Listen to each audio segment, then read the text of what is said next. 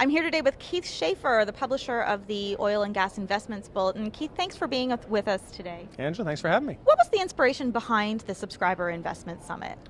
Really was to allow retail investors direct access to the CEOs. The retail investors don't get to see the CEOs. They spend so much time with the institutional crowd, it's actually very rare they come out to meet retail. So that's what it's all about, and that we've been able to put together a great list of CEOs over the last few years, and we've built up a good brand, so now we get 300 people out every show to hear everybody speaks. That creates a good circle where the CEOs now know there's lots of good investors, so they come, and the investors know there's lots of good CEOs, so they come.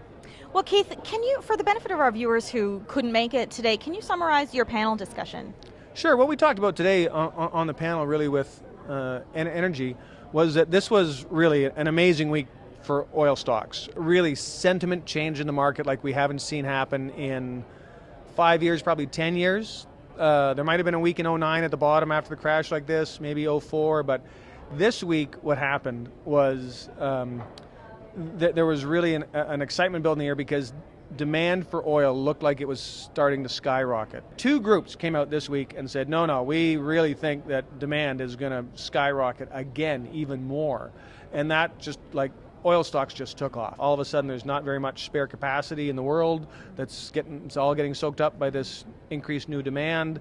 And get ready for a pretty exciting ride this year. There was actually nobody in January of this year that would have said oil was going to be one of the best investments of the year. Keith, when you were last with us, you spoke about LNG and your thoughts on the LNG market. Can you give us an update? Sure. LNG prices have been rocked just as much as oil because LNG generally is priced at about 13% of the price of crude oil, the Brent price, the international price.